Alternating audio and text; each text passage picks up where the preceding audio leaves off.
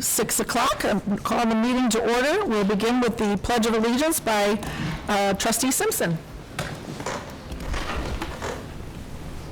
I pledge allegiance to the flag of the United States of America and to the republic for which it stands, one nation, under God, indivisible, with liberty and justice for all.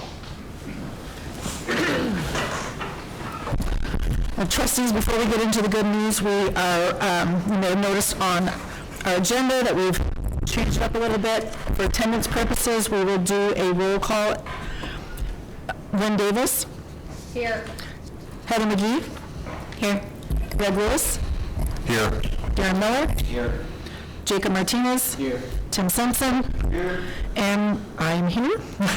So we have established a quorum, and that will take us into good news. Okay, thank you, Ms. Brooks. Trustees, tonight's good news, I actually have two presentations for you this evening, and as part of the first one, there's actually going to be a demonstration as well. You may have noticed it out in the hallway, but up first tonight, I have our Arrowhead Robotics team, Team 3773. They're joining us this evening.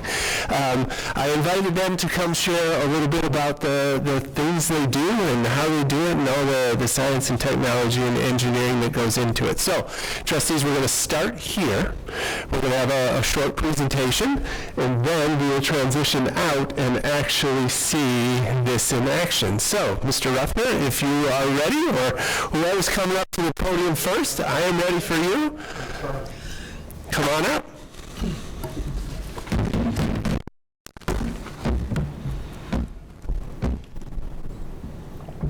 Who else did the presentation?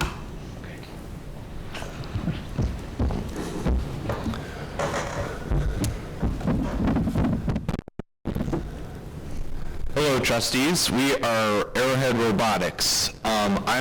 I'm Devin Murphy, the lead programmer for the team. I am Trinity Curtis. I am a part of the technology department with the wiring and most of the electronical stuff. Hi, I am Caden. Go ahead. I am Caden Kennedy. I just do a lot of fabricating, so I built like most of the robot that you'll see in a minute. So, and I also do CAD. So there's that. I'll just pass it. There you go. Here we go.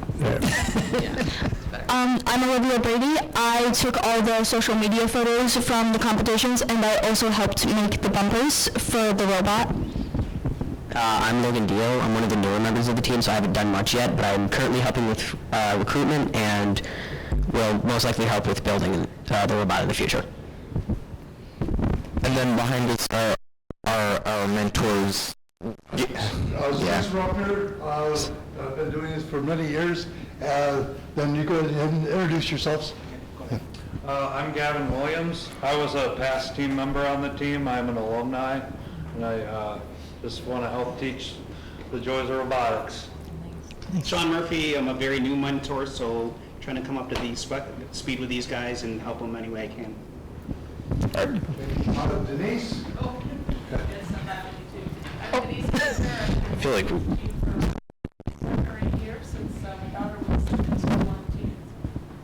And I'm Maria Kinzer. I graduated in 2019 from Tecumseh. I was a team member for all 4 years of high school, and I've been helping out since I graduated college. Nice. Joe Kennedy, another mentor on the team, do a lot of the building fabrication stuff. Just here for kiddos. we'll move on now.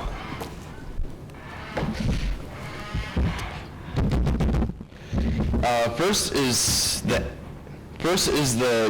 basically the governing body of the competition. It stands for inspiration and recognition of science and technology. It's an international organization that hosts 3 different competitions. The first robotics competition, which is the one that we participate in. The first tech challenge, which is basically a smaller version of the FRC, and then the 2 first Lego leagues, which I think they're consolidating into one. It's basically just a Lego version of the tech challenge. And then basically what we do every year is they give us our game, and then we have to build then us students have to design and build a robot around the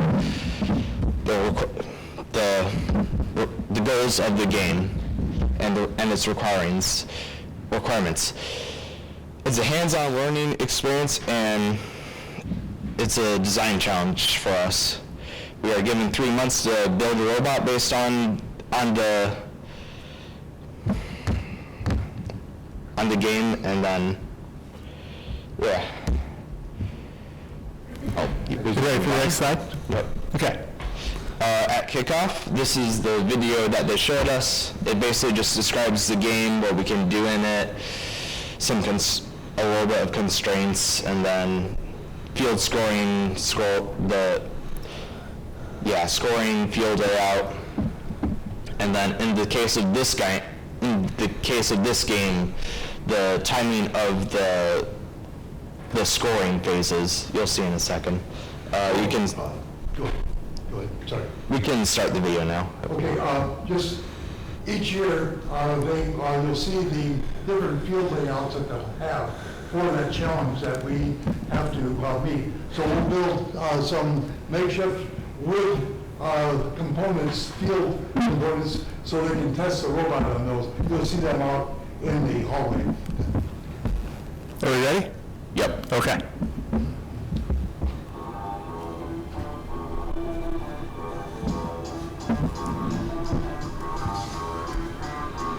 Welcome to the 2026 First Robotics Competition Game, Rebuilt, presented by Haas. 2 alliances of 3 teams each compete to earn points by scoring fuel in their active hub and climbing their tower. Alliances earn additional rewards for meeting additional scoring thresholds. Robots start each match on their starting line and may be preloaded with up to 8 fuel. During the first 20 seconds of the match, both hubs are active.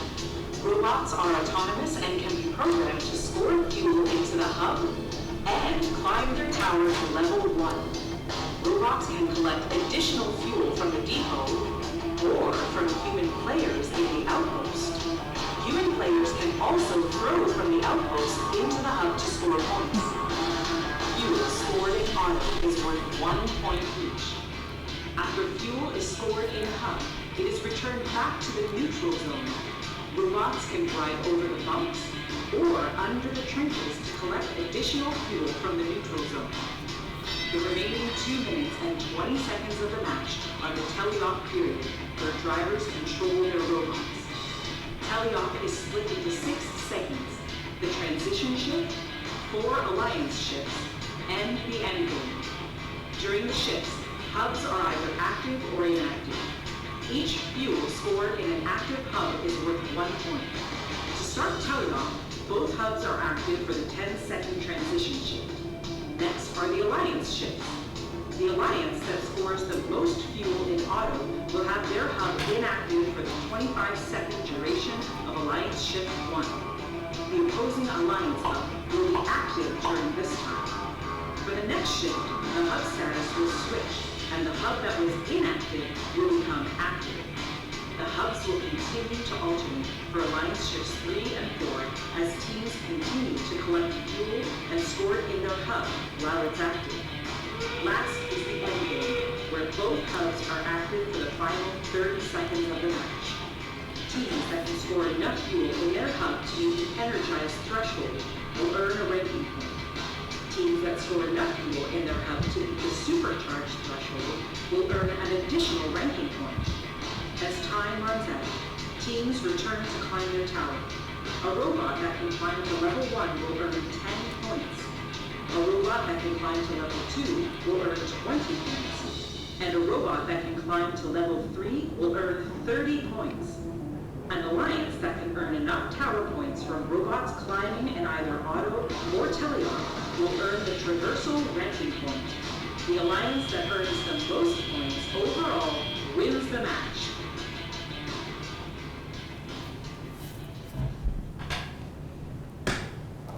Would you like to do the slide? Okay. All right, so this is the design process that we use. It doesn't end. We keep at the beginning of the year, we will prioritize our tasks and see what we need to do, like prioritize our task to see what we need to do for the year, and then we design it with like CAD or like a cardboard model or something, and then we build a little prototype mock-up of it to see what we need to make, like to see if it'll work good or not, and that leads us into testing, which it sees how well we can do the tasks with the thing we made. Then we'll refine it and make it like a final product, and then we could redo that all over again to make an even better thing. So that's the design process. All right. We can move on. So this is our robot from this year. We designed our robot to be able to store fuel and shoot it into the hub. It's not a fancy Lego set because we have to make each Lego piece individually. The robot mainly works in the way that it will intake into the hopper that we have, and then it will intake the fuel into the hopper, leading the hopper into the shooter, and then it will shoot out into the it intakes into the hub and then shoots out into the hopper we have. Hopper into the hub. I'm confusing it so much, holy crap. But we use Swerve Drive this year, so the robot is, if you guys play chess, it's basically the queen on the board where it can move any which way, like diagonal, and any which way that it wants to go. But the tank drive is more of like how the pawn moves. It can only move like one spot at a time.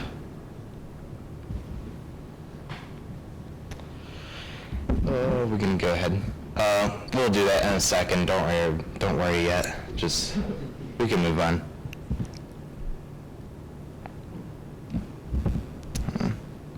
Next slide. Yeah, next slide. In just a minute. Oh, we were missing a slide about the cost of this. For some reason, it got deleted, but I'll basically say what it said. It costs quite a bit to do this. For example, the Swerve Drive chassis, which you're going to see in a second, that costs $4,000 just to get the modules and motors for it. So building a robot is not cheap. Neither is the competition. But thanks to Tecumseh Public Schools, we're able to go to comps. And just for reference, registration for just 2 district events is $6,300, which is quite a bit. So thank you guys. We really appreciate your help. I don't think I'm missing anything else. Does anyone have any questions, comments, maybe even concerns? Like to go see it in action. Let's go see it. All right.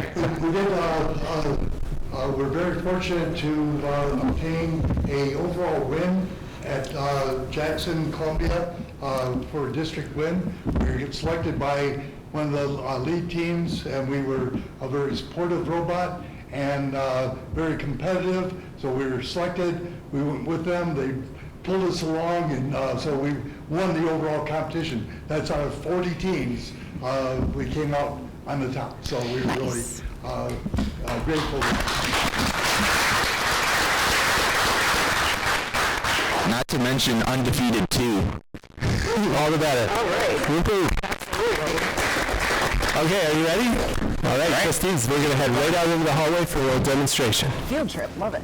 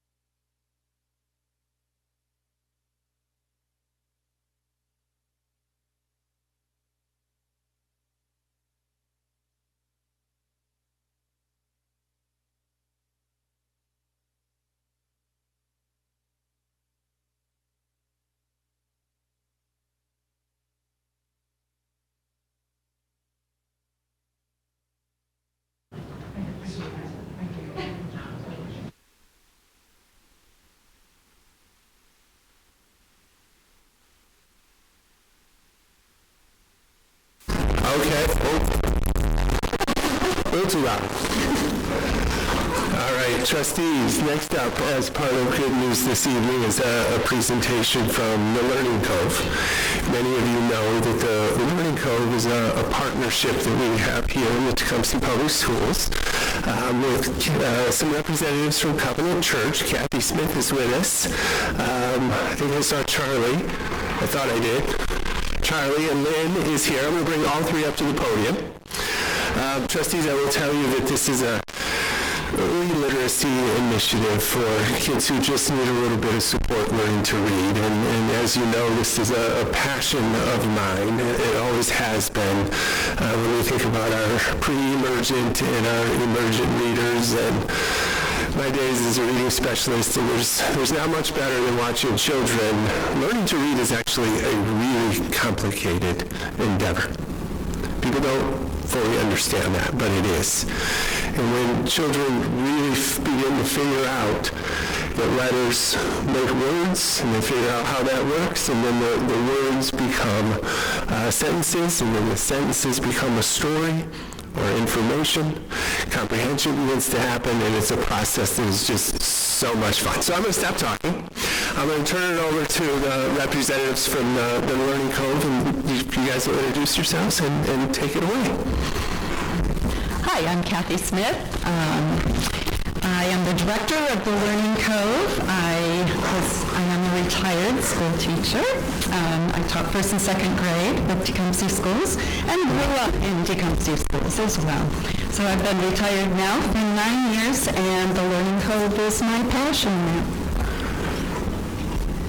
Hi, I'm Lynn Pokrefka.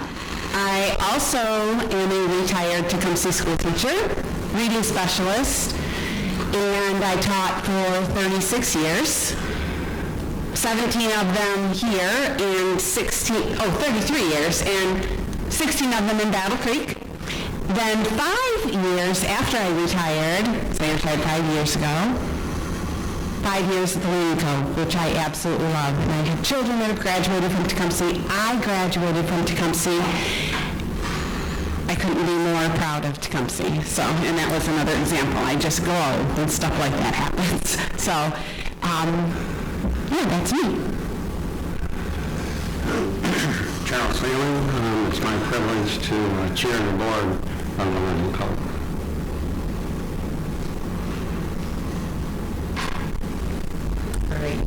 What he doesn't tell you is that it was the twinkle in his eye that got this started. So. All right, well, thank you for having us here to share the Learning Cove with you. I already did that, okay. We'd like to share with you some incredible work that the Learning Cove has been doing for students and families in Tecumseh for the past 10 years. I think you're going too fast. Keep going back. Keep going.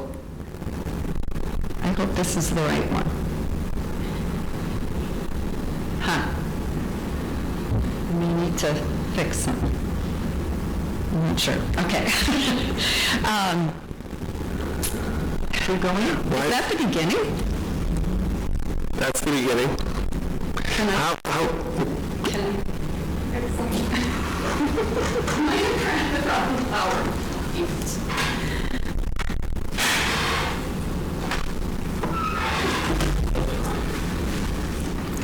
What in the world? Okay. Is that the right one?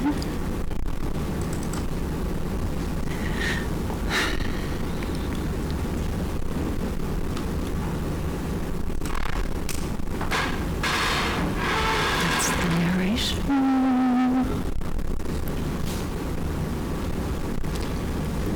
I apologize. No pressure. No pressure at all. Kathy. Yes. Why don't you just share a little bit about the Learning Cove, who you serve, because what you do, that sort of thing. Hold on. That should be it. So it's not it. Darn it. You I'll help you. I'll prompt you. Yeah, that's the wrong one. Okay, let me do one more thing. Yes, there you go.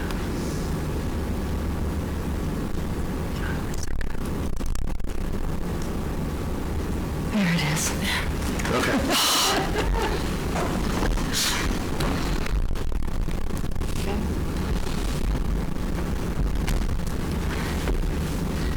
I think you just said the nightmare about our... Oh, wait. Microphones. I think you just had the nightmare that our students have had about turning in the wrong thing for their final project. Okay, there we go. Will that work for you? All right.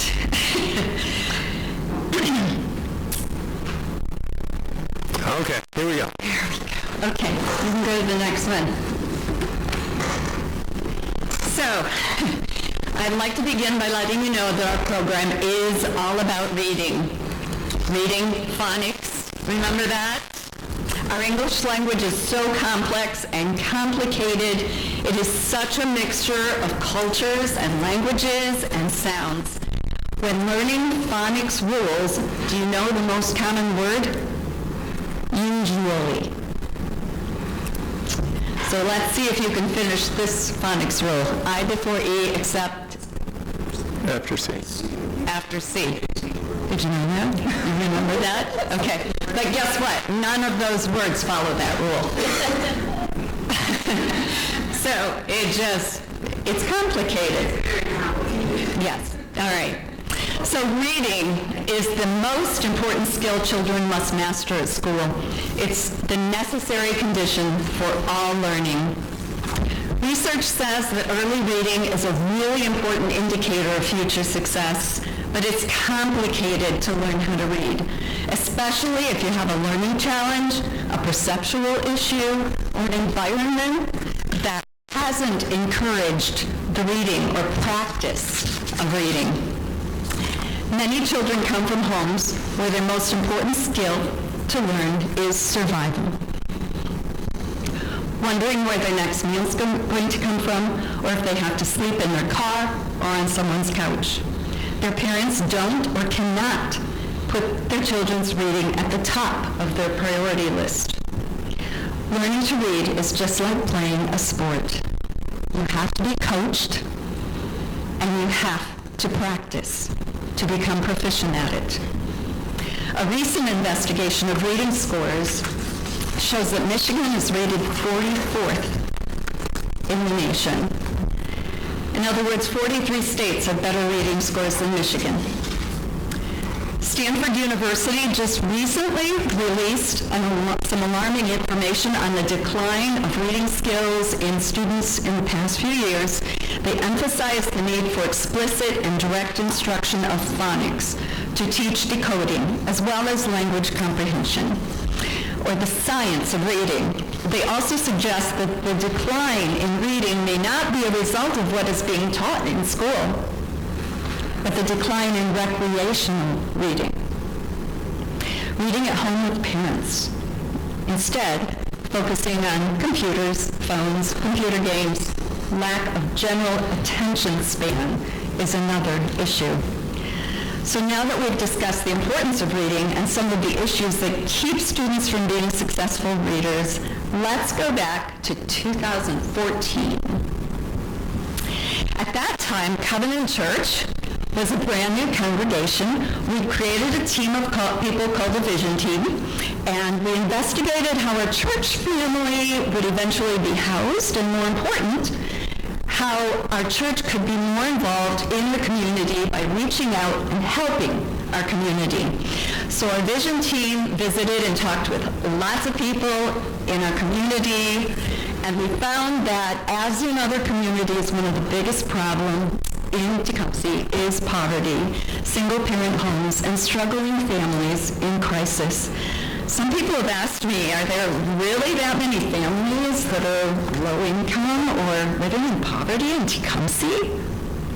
Well, guess what? About 30%, that's almost a third, of our students in Tecumseh are economically disadvantaged or qualify for free and reduced lunch. Our vision team knew that one way we could help families and kids in our community was to do what we could to help these kids become educated. So in order to be successful in school and in life, children must learn to read, and they must learn to read well. Another factor at that time in 2016 was the third grade reading law. So in the fall of 2016, Covenant Church set up a board of directors led by Charles Sailing. We developed a relationship with a similar program in Ann Arbor called FLI. We set our goals, we created our vision and our mission statements. The Tecumseh Public Schools allowed the Learning Cove at that time in 2016 to be housed in the old home ec room, my old home ec room, across from the library, the district library.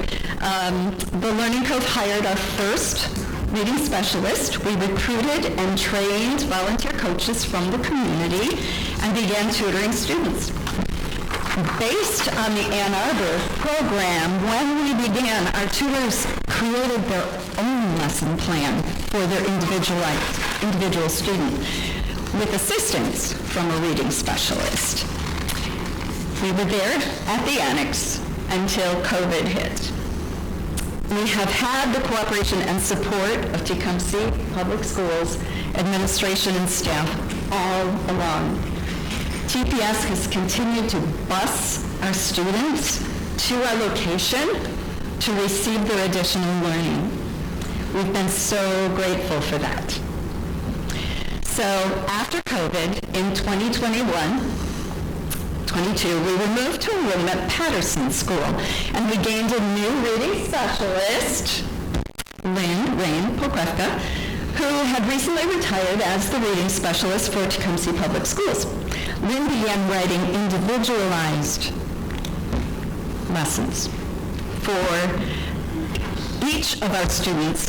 She spends 10 to 15 hours a week preparing plans for our volunteer reading coaches then to use with their students.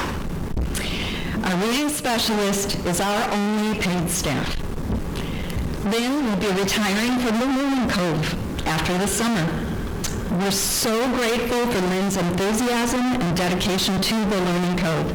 The changes in our program since she joined have been so beneficial to both students and our reading coaches. She's been a huge asset to our program. We're currently in the process of searching for a replacement for this reading specialist position.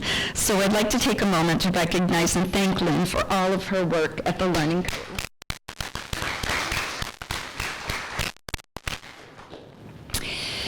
So after Patterson School closed, Mr. Helton offered us a room here at the high school. So we're now upstairs in room C204. The Learning Cove is a bright and cheerful place. Currently, we have 11 second grade students from Sutton Elementary School on Tuesdays, and then 9 students from Tecumseh Acres Early Learning Center after school on Wednesdays. So our volunteer coaches are assigned a student for the entire year. Trainings are held at the beginning and throughout the year to prepare coaches on phonics lessons, word mapping, and other techniques that we use. They arrive 30 to 45 minutes before students arrive in order to read through the lesson and prepare themselves for their student to get there. Children arrive on the bus after school, and they're met by a greeter who takes attendance and walks the students up to the Learning Cove room. Students are provided a snack and water as they begin chatting with their coach about their day.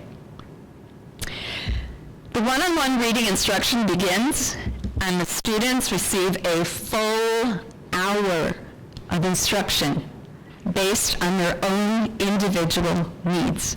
Students are picked up by their parents at 5:15 and 5:30. Our coaches come from many backgrounds and walks of life. We do have some retired teachers, but mostly we have a variety of people who just care about kids. It's important to emphasize that our church simply facilitates this program, and we want and encourage the Tecumseh community to be involved. Right now, we have 6 coaches who are members of our church, but we have 15 coaches who are from the Tecumseh community at large. Coaches are trained by our reading specialist, and they need to be able to volunteer 2 hours of their time on a Tuesday or a Wednesday. We also need substitute coaches who are willing to be available to fill in for those coaches when they can't be there. So Covenant Church and the Learning Cove is celebrating our 10th anniversary of providing free tutoring to 2nd and 3rd graders at Tecumseh Public Schools. This community outreach has helped 155 students over the past 10 years. This year, 22 students have benefited from our program. Our mission to help students improve their reading free of charge is volunteer-based with 20 full-time coaches and tutors. We currently have 14 members of Covenant Church involved with various positions, like board members and people who walk the students from the bus. We also have 22 members of the Tecumseh community who dedicate themselves to helping us to continually provide this important service. It may be appropriate to add here that Covenant Church supports and administers the Learning Cove, but 35% of our funding comes from donations from the community. So the involvement of many people of Tecumseh is imperative and appreciated. Our end-of-year celebrations are always fun and have involved visits from many community members, including the Great Horned Owl, you can see there with Sarah Gilmore and the Avian Experience. In 22-23, the Kiwanis Club supports what we do so generously, and they donated money to purchase a related book for each of the students that year. In 23-24, we had a visit from author Jackie Freeman, who wrote Bend Your Knees, Louise, a children's book about playing pickleball. She even taught the students how to play that day. Again, the Kiwanis Club bought her book for each of the students. In 24-25, our theme was all about bookworms, and we ended the year learning about worms. The Kiwanis Club bought each of the students The Diary of a Worm by Doreen Conan. And last week, this year, we celebrated our detective theme with an end-of-year celebration called The Case of the Missing Donuts. Students improved their reading by decoding, finding clues, and drawing conclusions. We found the donuts, and they were delicious. From Love's, of course. Thanks to Detective Dan, who sits upstairs. He's a real detective, and the kids were so excited to meet a real detective. He swore the kids in as junior detectives, and then they went through this whole process of figuring out where the donuts were hidden and who took them. This week, being the last week that we have Learning Code before summer, students will receive a Nate the Great book, and it is again a gift from the Kiwanis Club of Tecumseh. We've had visits from Ann Kane and her dogs from Golden Acres. The students love reading to her dogs. And some of the women in our community make sure our kids are warm and cozy in the winter. Val Bartenschlager makes Christmas pillows for every single one of our kids each year. And Susan Gilmore knits mittens and hats for every single child. It does take a village. We even had a lady from Cambrian crochet a scarf for each of our kids. Very cool. We thank the reading specialists and the administration at TPS for their communication and support in sending home our letters and applications. That's how we get our students who are below grade level in reading at the beginning of the year. And then with parent permission, we're able to communicate with the reading specialists in order to work on similar objectives and receive assessments given by the school. And now, for the really important information, our results. So, as you may or may not know, Tecumseh uses the F&P reading assessment found in Pinnell. Kids between kindergarten and 8th grade, the reading level is based on A to Z, with A being beginning kindergarten, Z being end of 8th grade. So, the average child, we want them to be at a J, at least at a J. If they're at a J, then they're at grade level. If they're below that, they are below grade level. So in 2nd grade, we would expect that they would gain 3 levels. So they would go up KLM. At the end of 2nd grade, we hope they're at an M. Then 3rd grade, we hope they begin at an M. They gain 3 levels up to a P during that year. So this year, in partnership with Tecumseh Public Schools, our students gained an average of 5.1 levels in reading. So we are very proud of that. This summer, the Learning Code is paying for a summer online reading program for our students called Pioneer Valley Books, and Lynn will remain on payroll through the summer, and she will check in with those kids. We got a whole thing, motivating thing, 20 books for 20 bucks at Frosty Boy. It's motivating, believe me. So look for the sign at the end of the summer to see who made it. If you're interested in being a learning coach, reading coach, tutor, or if you know anyone who might be interested, we have a website where an application can be found. And also visit our Facebook page at Tecumseh Learning Cove. We love to share what we do. Thank you so much for having us. Kathy, thank you. Lynn, Charlie, thank you. Trustees, do you have any questions about the program? Two of our trustees replied, Martin or Linda Miller. David Lewis. So thank you.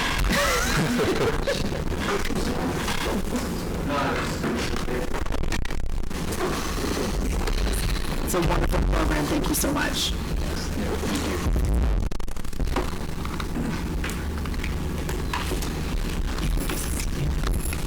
Okay, so that will take us into public comment. Do we have any public comment today? Seeing none, we will move on to the acceptance of the agenda. I move to approve the Board of Education regular meeting agenda for May 18th, 2026 as presented. Seconded. We have a first and a second. Roll call vote. Lynn? Aye. Sorry. Trustee Davis. That's okay. Trustee McGee. Aye. Trustee Lewis. Aye. Trustee Miller. Aye. Trustee Martinez. Aye. Trustee Simpson. Aye. And the chair votes aye. And that will take us into scheduled reports. So, trustees, Josh is on his way to the podium, but I'm actually going to kick us off with the Safety and Facilities Committee. As part of the meeting held just last week, we had a discussion, trustees, regarding busing for our athletic trips. And as you know, the spring just tends to be a challenge to begin with, but it's been a little bit more challenging this spring due to some of the due largely to the rain and the storms. Today was no different, which has led to some cancellations, which then leads to rescheduling. And trustees, when that happens, as you might imagine, an already packed schedule becomes even that much more packed, and then getting things rescheduled into a packed schedule, just the snowball carries on down the mountain, so to speak. So a few of the things that also contribute are, in the springtime, our games do need to start at 4 p.m. We can't start them at 5 p.m. because essentially golf, baseball, soccer, softball, etc., we run out of daylight. And so we have to start them at 4 o'clock, which then we run into elementary field trips field trips that are getting back late in the spring, as well as the routes, and of course the middle school and high school routes are already on the road. And then one last thing that has contributed this spring has been some unexpected medical leaves that just happen in the world of people. And so First Student has experienced a few of those. So we know that it has been a bit of a challenging spring. There are reasons for that. We're doing everything that we can to adjust when and where. We use the vans that the board has approved purchase of. And we recognize that we don't like it either, but we have canceled some trips for athletic events. I would say some days it could be one, some days it could be three, some days it is none. But we do our very best to adjust and get those trips honored before we call on parents. But it has happened, and I just wanted to recognize it here at the table and see if there are any questions from trustees. And if not, I will turn it over to Josh. Thank you. For our facilities update during the meeting, we did have a couple of updates, one being the softball dugouts. As we've talked about previously in the facilities and board meetings, the dugout for the softball field here at the high school, we're having an issue with one of those dugouts that is the blocks are sliding apart, so we have closed that for students to use and put up a temporary dugout. We are working with Krieghoff-Lenawee to get drawings and permitting and plan review done. Unfortunately, since we are going to have to take it completely down and rebuild, it does require plan review and permitting, and it require engineered drawings. So we are working with them right now. We do have a not-to-exceed price with them of $12,000 right now, and then there will be bidding and that going on as far as the actual demolition and rebuild. So we are working with them right now to get that submitted and get those drawings done. The bigger update we had was on the pool itself. We have the conceptual drawings are done, and we're working on the DD drawings right now for the state.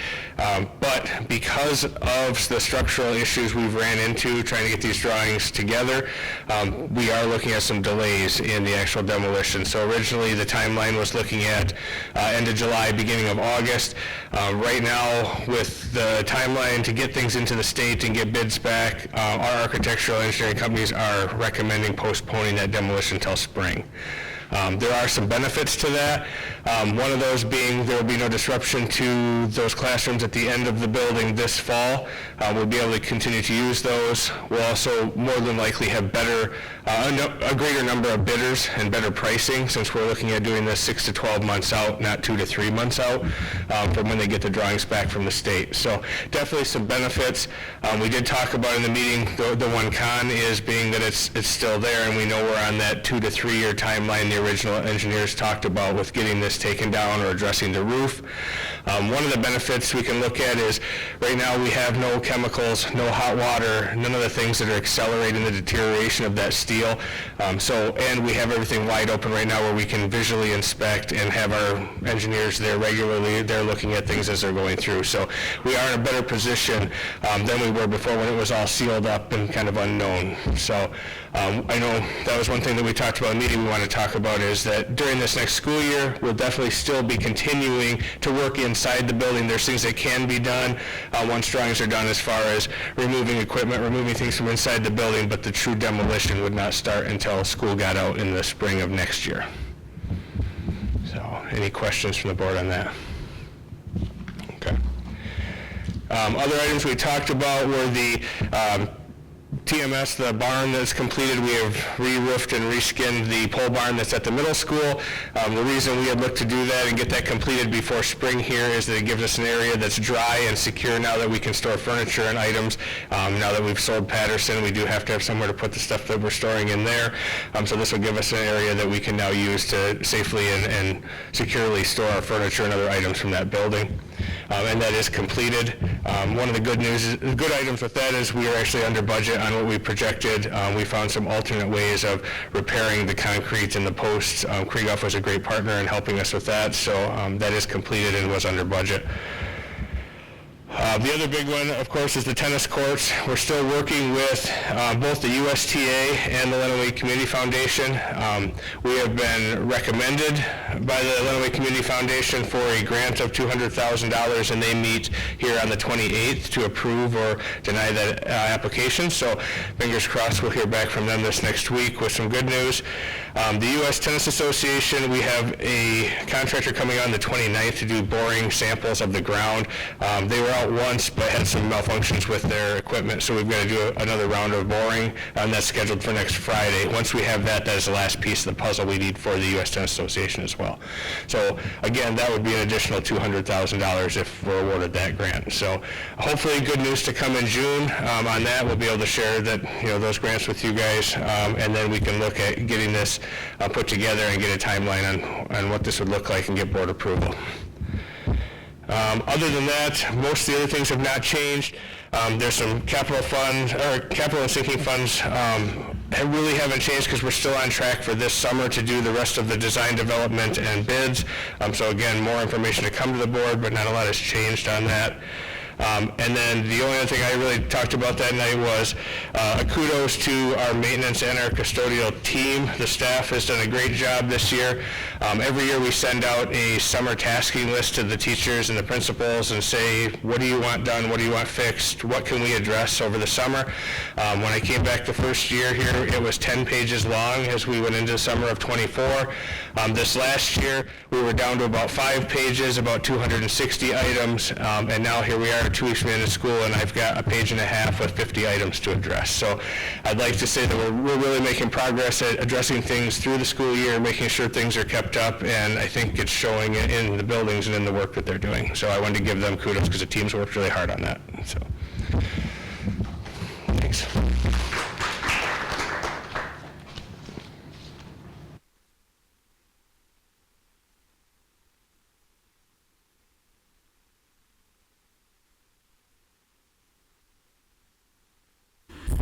So curriculum committee met on May 6th, and I'm kind of doing this from the packet because I didn't bring my notes. I didn't prepare to.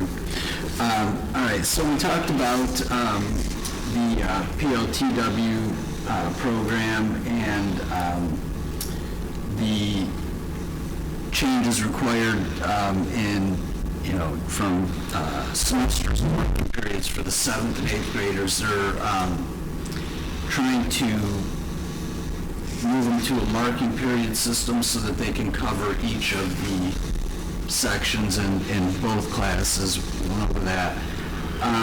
Talked a little bit about the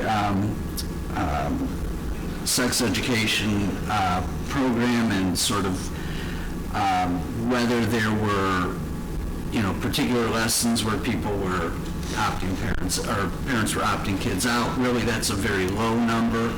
And we touched on where topics like vaping and online type stuff should fall in the curriculum as kids are getting exposed to these things at a younger age, and thinking about what group is appropriate for these topics and how do we give those students the information at a time when they can use it.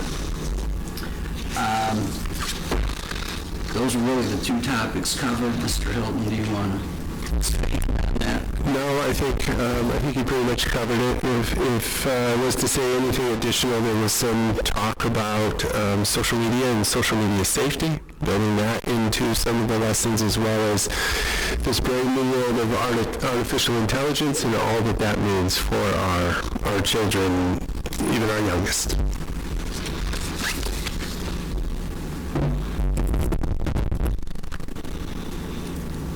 Okay. I was going to say that will take us to our treasurer's report, Mr. Lennar.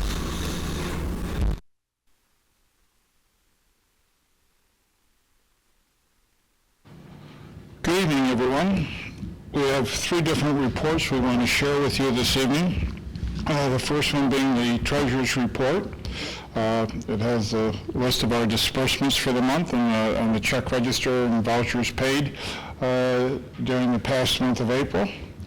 There were a couple of questions at the Finance or Budget Committee, but otherwise it was pretty much a straightforward information regarding the information shared in the report.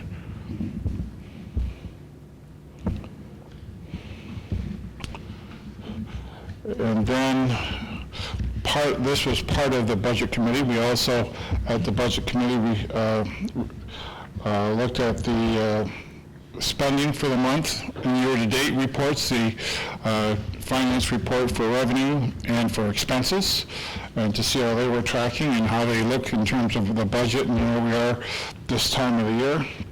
And they look to be in good shape. And then we also reviewed the May state aid payment that we'll be receiving on Wednesday of this week. We did point out a small change from April in that our property values changed from April to May in terms of what is reported by the county treasurer. And so we lost a little bit of money in local taxes, and you'll see that in a minute when we talk about the budget update.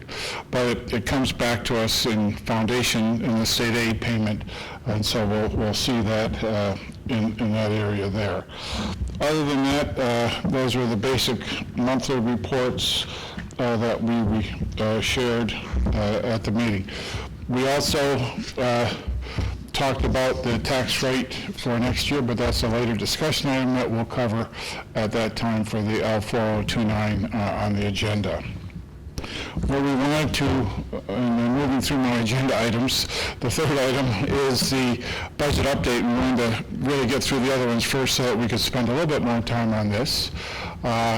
Obviously, this is second amendment that I've been here with you for. Our first one we did in January.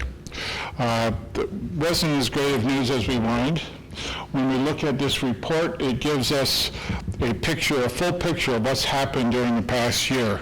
From where was our audit, where did our audit end for 24-25? What was the projection that was made and that you approved in June for 25-26? What we amended it to, what you approved in the amendment in January. And now we want to close out the year and say, at this point in time for the year, this is where we believe the budget will be. And once you approve this at your June meeting, that will be our final amendment for the current school year, 25-26 fiscal year. The good news is that the budget's back to being balanced and in the black. We went from it's actually even a little bit better than we thought it was going to be back in June. And so we've made a little bit of a turnaround there. We've been looking at things that you might not remember, but I don't forget that I think I told you when you started in a new school district, sometimes it takes a little bit to get used to how the district spends money. And if I was going to err, I was going to err on the side of caution. And so I was very cautious in January to make sure if I was, from what I was seeing and understanding at that point in time, where we'd be. And obviously, I went overboard a little bit, but remember, it's a $35 million budget. A 1% error is $350,000. So we try to keep that in perspective. There were some things, obviously, that we did this year with some staffing areas that we've talked about that when staff left, we didn't replace them all. And then also in reviewing and going through the budget for the rest of the year and watching it as we have, we found some other things that we didn't need as much money in those areas, and we were able to reduce those coming into this budget update. So overall, we're proposing that we'll end with excess revenue of $218,000. We'll take our fund balance to just over $3 million, or 8.84%, which is about a 0.6% more than where it ended last year with the audit, where we started the year basically at 8.21. So we've made a small gain in terms of where that number will be. We're going to get into some more of the details on the revenues and expenses in a minute. And I would like to think, and I'm going to hedge my bets a little bit, and I'm not a betting person, but I've been known to go to the casino, that I really hope and I believe that that fund balance could hit 10% by the time the audit's done. that's about another 350,000, so give us about a 1% positive error, if you want to call it that. So instead of a fallout going the wrong way, we should hopefully see it the right way. And that fund balance percentage could possibly hit 10% by the end of the year, by the time we're done with the audit. So that's what I'm hoping for. I'm not that strong on it that I put it up on paper right now, but I believe we'll get there, looking at other things that we're looking at right now. When you look at the detail that goes into this, we want to cover the revenue changes first. And there aren't quite as many changes, really, when you look at this time of the year. If you remember back in January, we made some $2 or $3 million worth of changes, I think both ups and downs with the different revenues and things. So, yeah, because we went from, well, we went up $1 million in revenues, and $1.6 million in expenditures back in January. And so now we've brought them back into perspective. Our revenues, while they're $561,000 increase, really, it gets down to those bottom two numbers. Within that list of revenues, and if you've learned anything from me now, you know I like to color code things. So when you look at the different revenues that have orange lines on them, while there are increases or small decreases in revenues, they have matching expenditures or offset. So while it looks like it's an increase, it's really going to be offset on the expenditure side, so it's a zero sum when you get down to it. So when we look at that 561,000, 425,000 of it is offset by expenses. So it doesn't give us any new money to really spend, even though it's $500,000. And so the net discretionary money that we have from this change, really from where we were in January to May, is only $136,000. Again, less than 1/2 of a 1% net change in terms of what's available for us to spend. Pretty much a minimal, it's a lot of money, 100-some thousand, but minimal in terms of what it is in terms of the total budget. A lot of small changes here and there, some different grants. The federal grants got updated and things, so not a lot of exciting things in there really to talk about. They're pretty straightforward, I think, in terms of where you see them. And then on the next two pages, we try to break down the expenditures in a little bit greater detail so that when we look at basic programs in the summary page, you see it went from the $15,752,000 to $15,939,000. And so it's a change of $186,000, but in total, $186,000 on almost $16 million. Again, just over a 1% change.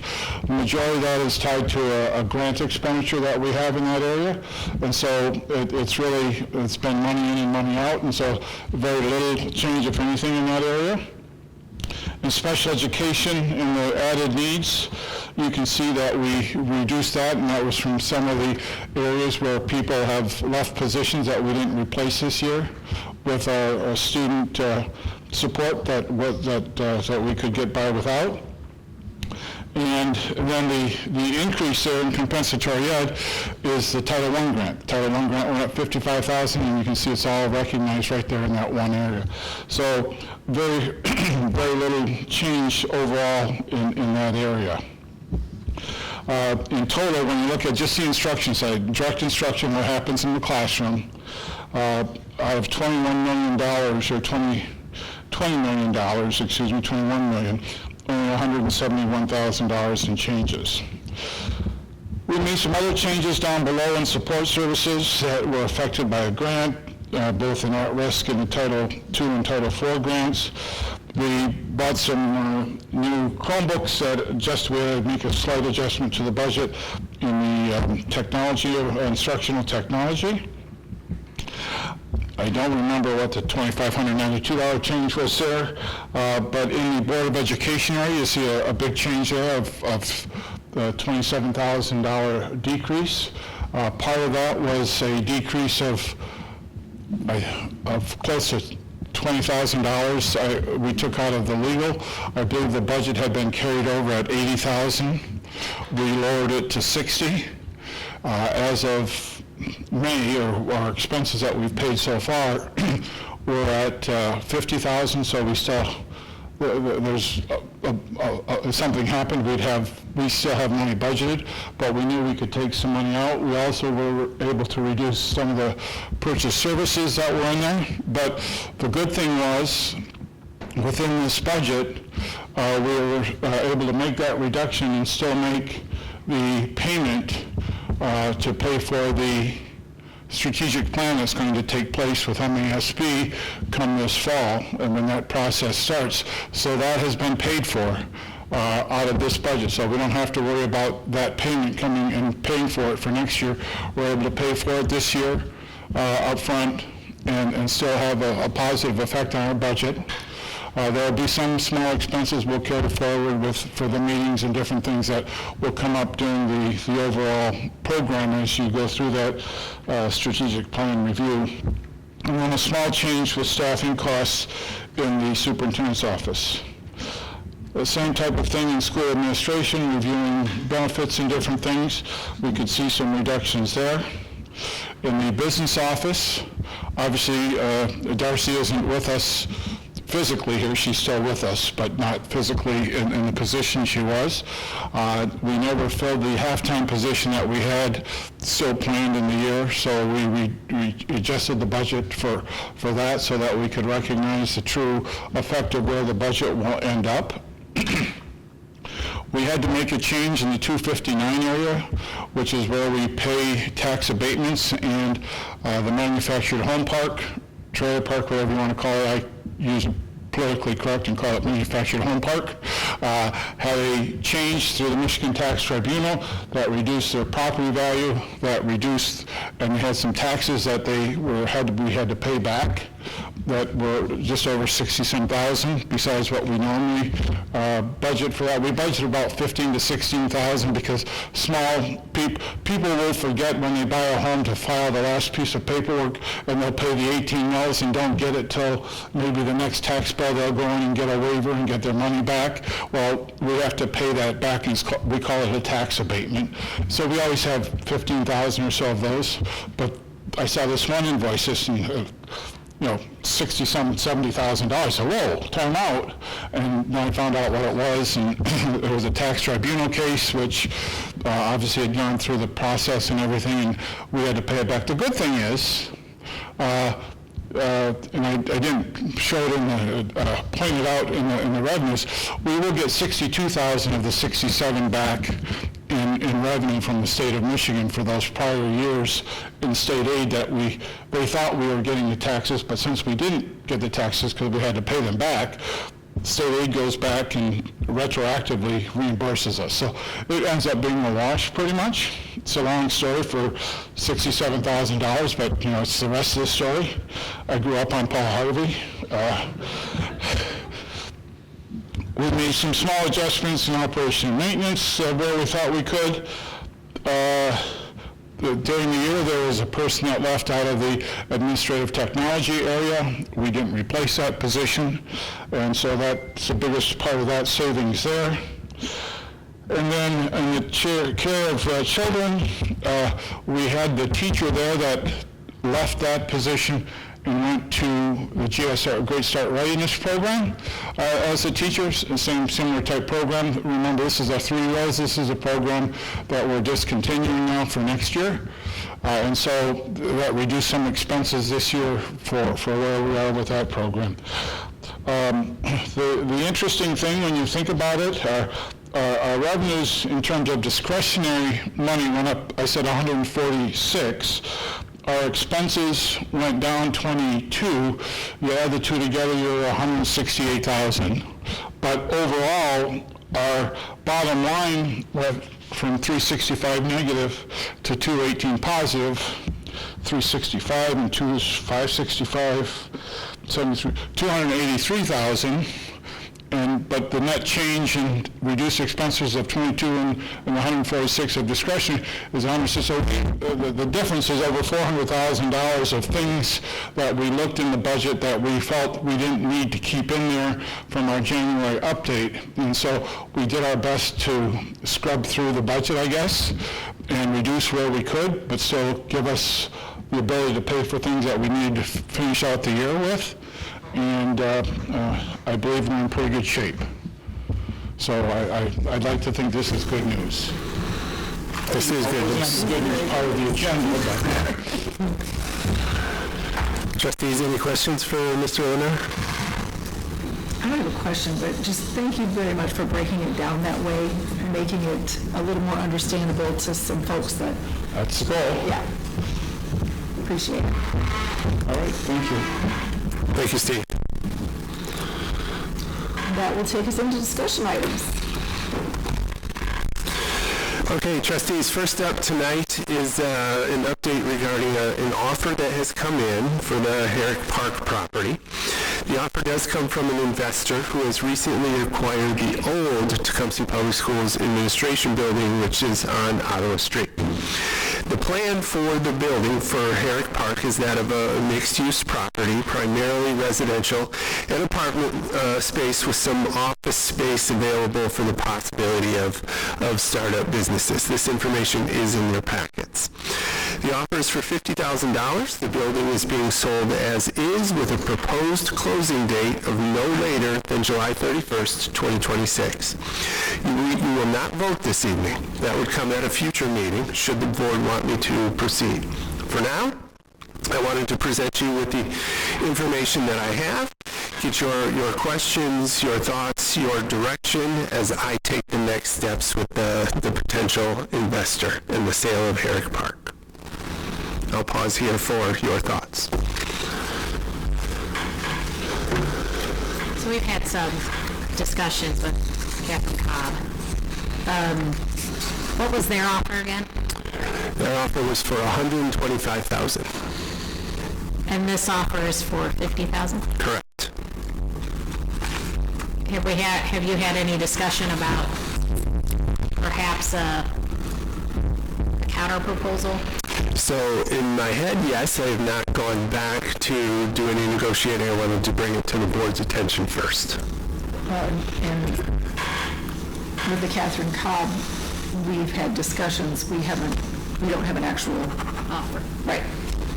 Big difference. Money and yeah, I agree. But I think it might be beneficial knowing that someone has stated a six-figure interest, and we know what we received for Patterson, which was a similar concept, maybe not the startup business piece of it, to maybe have additional discussion. Is this a starting bid versus a final result?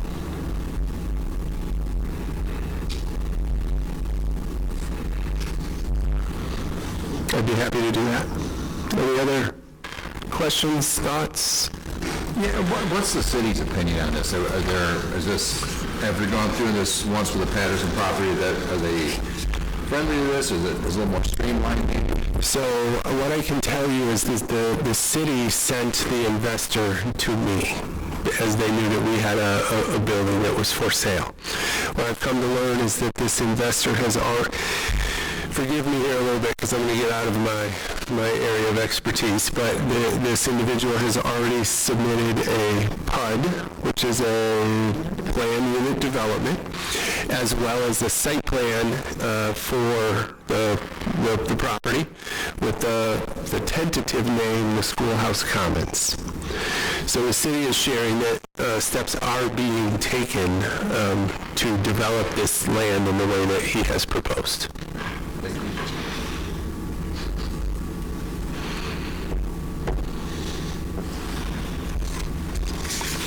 Anything else?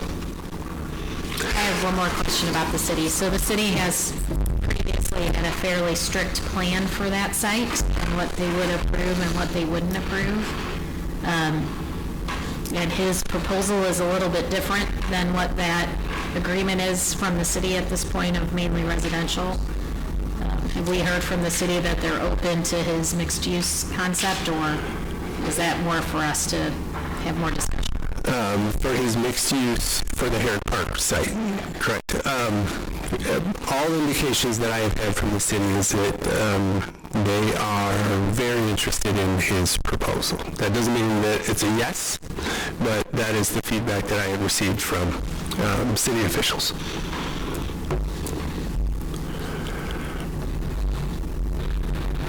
So I will take the next steps of re-engaging the investor with starting points, and I'll go from there. So next up on the agenda, trustees, we've had a community member who owns some property that is adjacent to our Tecumseh High School property on what is essentially the southeast portion of the property. So let me pull up a diagram here. So you can see up on the screen the L-shaped portion of the property is actually ours. On the southern end, it hits the boulevard there, and there's a billboard there. It goes to the north, and then it goes off to the east behind the CVS. This property right here is owned by a community member who has offered us $32,000 to purchase about 6 acres, which is in the shape of this L right here.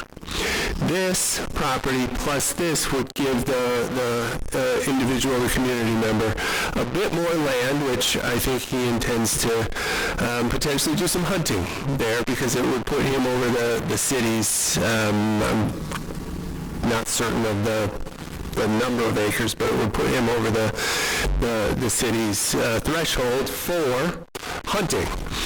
This right here happens to be the barn that sits on the very south end of the high school property out by the athletic complex. The offer is for $32,000. The purchaser requested that the seller pay for a staked survey of the property. I did say that I did not believe that the seller should pay for that, and that the purchaser should pay for the staked survey, which would be required in this deal. The response was certainly that they would be open to that. For now, though, I wanted to present you with the information that I have and get your thoughts, questions, so I can proceed accordingly. This property would be sold as is, with the offer expiring at the end of June. And this, so you know, is, and correct me if I'm wrong, Mr. Madison, this is largely swampland, swamp area, floodplain, yes.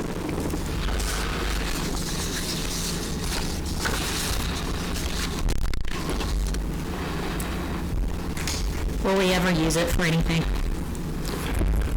I don't think so. Josh? I mean, we haven't used it since 1990, right? Right. Essentially. No. Did we find out about the billboard, how that worked? So we have to research this billboard a little bit, because it does sit on our property. But I believe that contract would just move to the purchaser. I think the only thing to consider is that siblings who have brothers and sisters who play on those sports fields are in that woods a lot. So we need to consider how to message that, and when they're bored, they go to the woods. So I think that's just something that we probably should message regardless of the decision we make for this purchase offer, but just something to consider from a community feeling standpoint. Yep, communication. Certainly, yeah, definitely not paying for the state survey, but it might not be a bad idea to have a fence erected. Yeah, when you say hunting, I mean, does the city permit firearm hunting? Okay, so it'd just be a whole, okay. Yeah. To make sure I understood what we were doing. Yeah, sorry, go ahead. So there's a billboard on that property, right? Correct. Do we own that, or who owns that? Josh, do you know who owns the billboard? Evan signed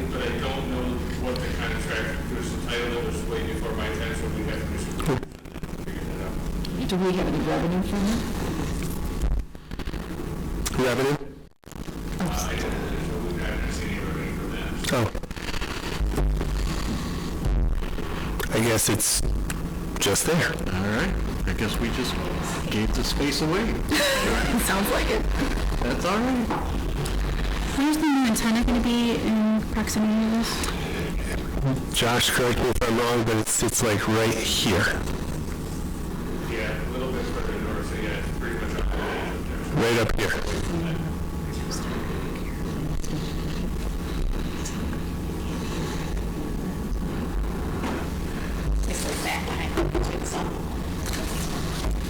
Yeah, it's probably up in here-ish.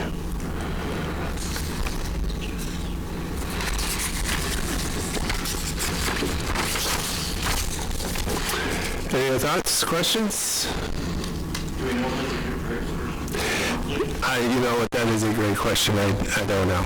I could engage a realtor to give us an initial ballpark. I think that's at least. Yeah. It definitely, No. when it's not buildable, it definitely is a lower per footage kind of deal.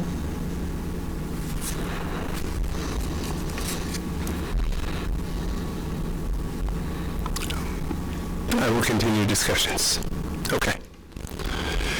Moving on, next up under discussion items tonight is we've had a donation come into the middle school special education team, and I'm really happy to announce, trustees, that we're the recipients of a $500 donation to the team at Tecumseh Middle School. The donation comes from Paul and Michelle Malowitz, and we are just very, very grateful for their generosity. We will certainly put this donation to good use in support of the team and kids, and so thank you to the Malowitz family.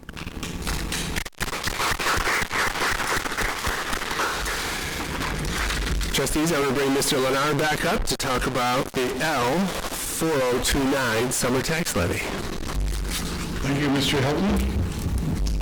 Before you this evening, we have the annual tax rate request that the municipality must approve to send to the collecting townships and county for our summer tax levy. We do 100% summer tax collection, and so the importance of getting this out so they can get their summer tax bills ready is important. Since our last meeting, we received the updated property valuations from County Equalization in the Treasurer's Office.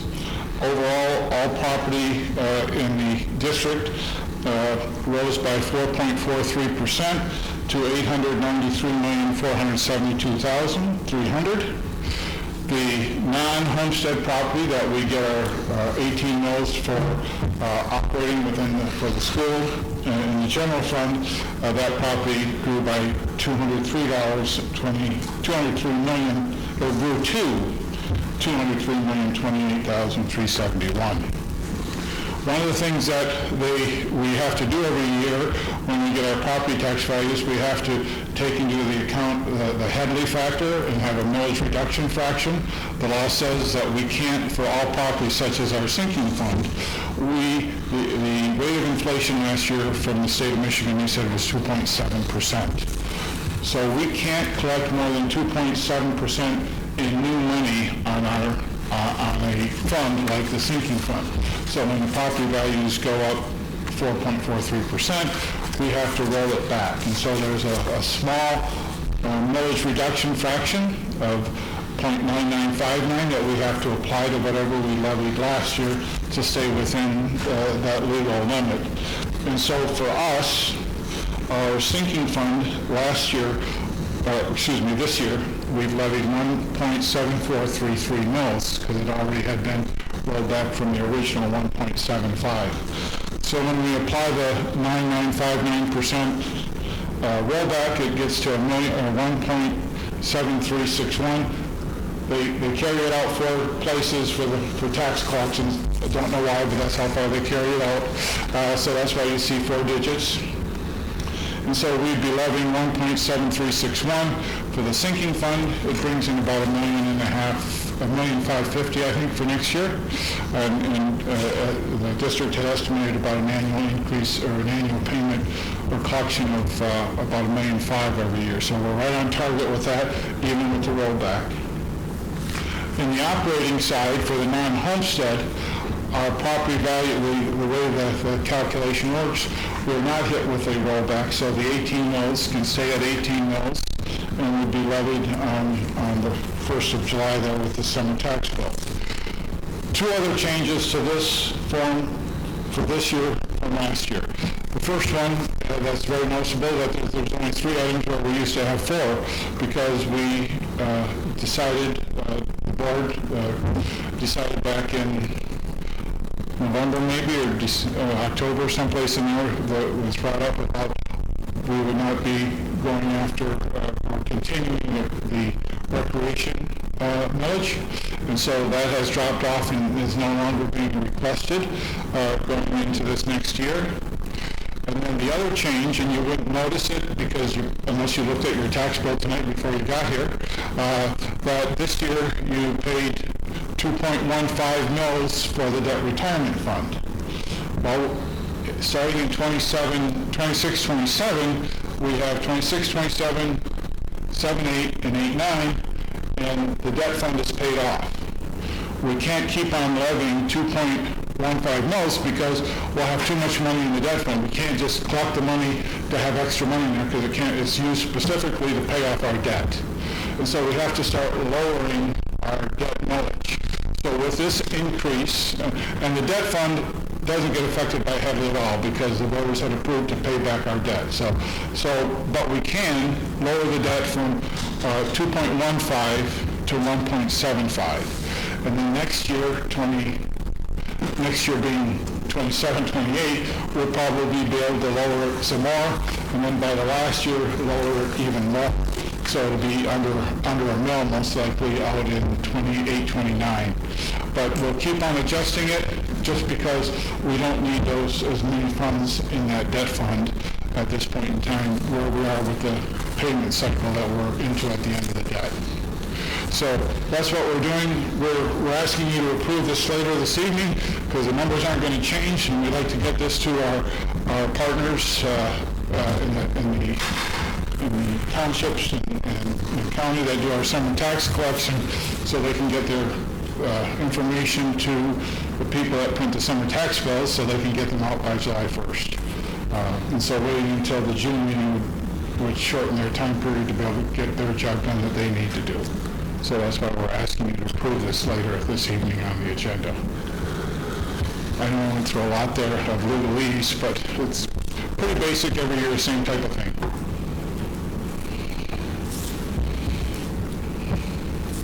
Thank you, Steve. And that will take us to the consent agenda. I move to approve the consent agenda as presented. Second. It's been moved and seconded. Roll call vote. Trustee Davis? Aye. Trustee Martinez? Aye. Trustee Simpson? Aye. Trustee McGee? Aye. Trustee Lewis? Aye. Trustee Miller? Aye. And chair votes aye. And that will take us to action items. I move that we approve the high school. I'm sorry, 1 second, because I'm doing it myself. Remember, we've got to turn our mics on. I'm doing it myself too. I move that we approve the high school Spanish trip to Peru as presented. Second. It's been moved and seconded. Roll call vote. Trustee McGee?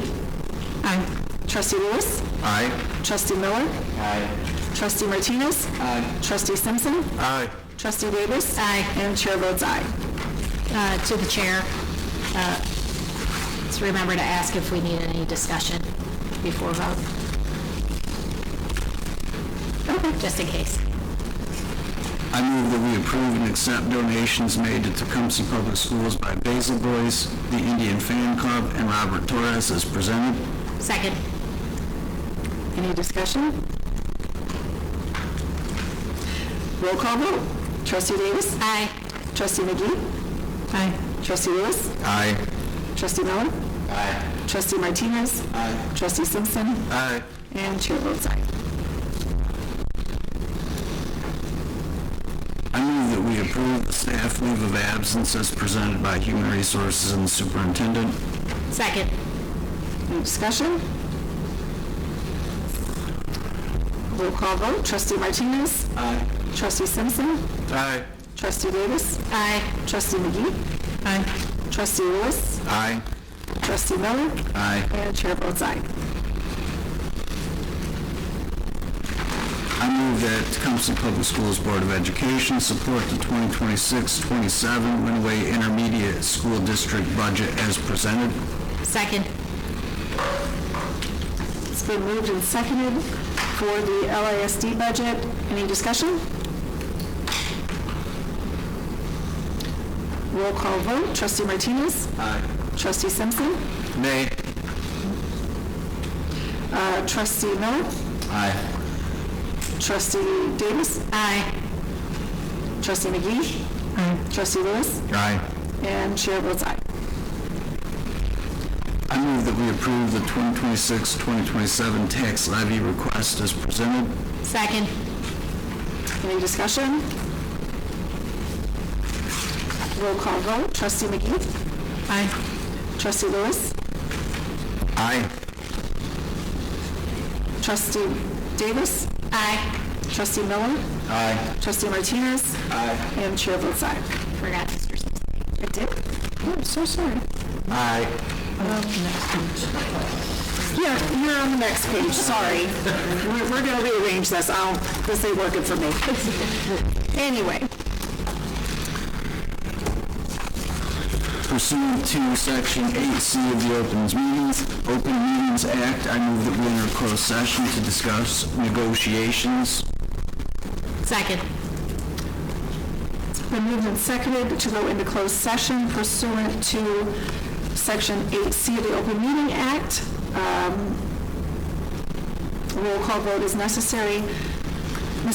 Trustee Lewis? Aye. Trustee Simpson? Aye. Trustee McGee? Aye. Trustee Martinez? Aye. Trustee Miller? Aye. Trustee Davis? Aye. And chair votes aye. We are in closed session at 7:36.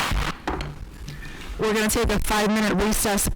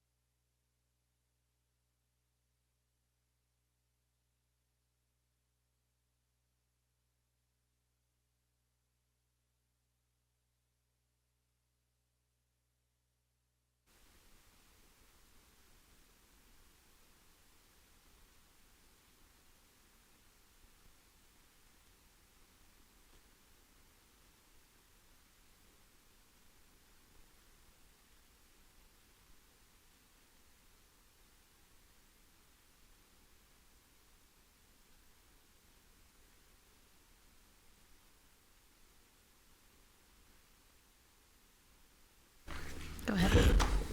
I don't know if I need the microphone, but one thing we were discussing earlier, people were complaining about it was here, about buses and the fact that hasn't, for spring sports. I mean, as a varsity softball coach here for 10 years, I bet there was, I couldn't count them up, I can't tell you, but multiple times we did not have buses. Emergency had to have parents take kids there because you got field trip, kids are at the zoo or something like that, and they're coming back from the Detroit Zoo or the Toledo Zoo, and there's an accident, they can't get the buses back. This isn't new. I mean, it happened to me as a coach. Probably when I was an AD, I know as an AD, we had problems where we had to schedule things at the last second. And going back even before we had first student, we owned our own buses, it still didn't matter. And I bet if Matt surveyed, we had that happen. We had games canceled because other schools couldn't get here. And it's every school district, end of the year, for the elementary kids, they want to do field trips and have a good time, and that's great. But, and then the reschedules because games get canceled, and then you have parents will be belly aching because the JV and freshman games get canceled because there aren't enough. Now it's different. We have 2 softball fields. We only had 1 softball field, and what the priority went to the varsity. This isn't a new thing. It's probably better now than it was because we do have more outdoor facilities. We have artificial surface out here on that field, so soccer and lacrosse can play. But it didn't work that way. I mean, this isn't a new thing. The new thing is social media. Exactly. That's exactly what I was going to say. You took the word out of my mouth. That's the new thing. Instead of picking up the phone and asking a question, people make comments on social media, not knowing the true backstory of what's going on. Yep. So it'd be more appropriate for them to pick up the phone and call the appropriate people. And when I suggested that, I was told that social media is the place where you get your news these days. So. Oh, I didn't know that. I said apparently for some people it is. Anything else? I have 2 comments. One is it's budget season, and we have Steve, who's a rock star. We have a good staff, but if people are watching the recordings, please talk to your legislatures in Lansing about school funding, because $250 is not even a car payment anymore. So we need everybody talking to the state about how that's not going to cover inflation, how that's not going to cover costs. You take into account some of the reports coming out about the specific industries in the state of Michigan and potential closures and those types of things. It's going to hit population, which hits schools directly, so in a lot of ways. So I would put that out to my constituency. Please consider that. The second thing, though, more positive thing, the robot meeting, the first robotics meeting every year is my favorite, my absolute favorite. I've worked directly with First Robotics as an organization. They're fantastic. I think what we're seeing in our robotics team, in my personal opinion, is a direct impact as well of our Project Lead the Way curriculum in the early grades. So if you talk to our Project Lead the Way teachers and our science and math teachers, they're telling you the critical thinking is better now that our kids have Project Lead the Way and that kind of critical thinking as their curriculum. What I will also say, this is just personal, but Trinity, the young lady that spoke, I was on a bus with her for the DC trip, the fated DC trip where one of the buses broke down. So, and Trinity is a friend of my daughter's, and we spent some time together. The growth that I see even in the last year in Trinity is very, very important. And so from that perspective, I think that's another benefit of something like First Robotics. Sure, it's STEM, sure, it's critical thinking. Stop. Anyway. Greg needs a new chair. I'm telling you. I'm not sure if it's a chair or my bones. It's both. And so anyway, but I think that's what projects like First Robotics and teams like First Robotics bring, is also that ability to speak in front of us. You know, the young gentleman that spoke to us as the leader, he didn't speak at all last year. Like, you can see the growth, and that's why, I mean, I'm kind of a geek about robotics, but I'm also super excited to see how those kids grow every year. So thanks for that. I have one quick comment. The senior mystery trip has glowing reviews. It went amazing. My daughter was on it, and her friends had the most amazing time. Miss Morgan, I know, is a big part of that. Lots of very, very positive feedback about her. Awesome. And I don't know if all schools do it, but I think it's amazing that we do it, and I think if we can get pictures and videos out of what we do for that, to me that is a very important for the community to see what Tecumseh schools do for their seniors, and it's a good way to send them off one last time. So thank you. And don't forget, Thursday is graduation. 1810, we got to be here, right, Commander? Yes, sir. All right, anything else? Then we are adjourned at 9:01.